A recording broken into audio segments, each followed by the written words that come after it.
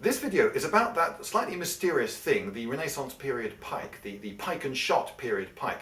On the battlefield you've got chaps with muskets, you've got artillery, you've got cavalry, and you've got pike. Those are the four main arms in this period. I'm talking about, I suppose, 16th, 17th century was the heyday of this way of fighting.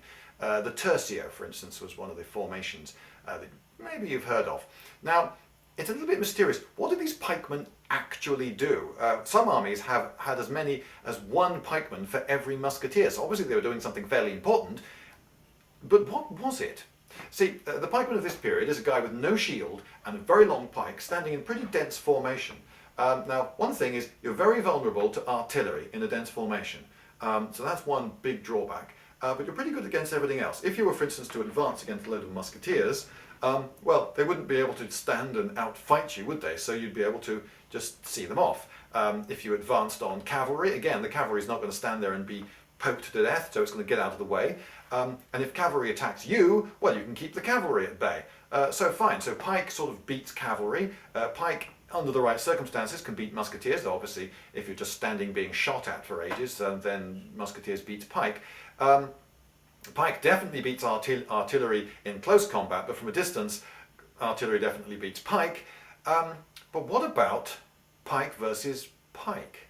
Because in the days of Alexander, the Macedonian general, with his phalanxes of perhaps I shouldn't use the word phalanxes, with his great big pike blocks, those men have shields, and they are going in prepared to go into melee, and there are recorded historical instances of them closing with the enemy and fighting with pikes. Now, of course, that's not going to happen with musketeers or cavalry or artillery, because none of those types of soldiers are going to hang around to do battle in melee with a pike block. So it's only really other pikes that might face in melee other pikes. But did they?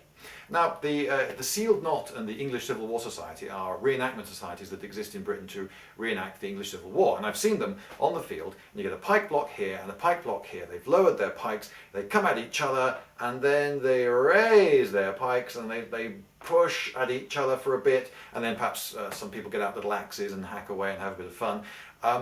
But they don't actually fight with the pikes properly. Now, why would men raise their pikes like that? Well, possibly they might just do that out of a sort of agreed, we don't want anyone to get hurt here, so we'll do this. But you know what? It is a little bit ridiculous, isn't it? Wouldn't it be more likely that they just stand off at this distance and say, look, we're prepared to use our pikes, well, we're prepared to use our pikes. Now, when I've talked to reenactors of the English Civil War Society, and they say that, well, when they tried actually closing and fighting with pikes, it was ridiculous, because what happened is that all the men in the front rank of both formations died immediately, and then the guys in the second rank lasted just a couple of seconds longer, and so forth. It was just mass carnage on both sides. If you've not got a shield, then you're not going to be poking away at the enemy for very long with a great mass of pikes coming at you and expect to live. Now, the guys in the front row did get paid double. But I don't think anyone's going to stand in the front row and actually enter a melee with pikes under those circumstances, thinking, well, I'm probably going to die, but I did get paid double, so fair's fair. I don't think so. I don't think that psychology really works. What's going to happen is you're going to stop short. Swiss pikemen did have quite a reputation, and I suspect that it was the reputation that made them quite so formidable, because of a lack of hesitancy. Imagine, for instance, a load of pikemen turn in front of you and then stop and reorder themselves and look at you, and then they all bring down their pikes, and then they're ordered to go forwards, and they go forwards a bit, okay, and they're all looking a bit, oh, I don't like this. You might think, well, we could probably see these guys off. But what if a load of really well-drilled guys go pa-dum, pa-dum, pa-dum, pa-dum, pa-dum, pa-dum, and just walk towards you, showing absolutely no sign whatsoever of stopping.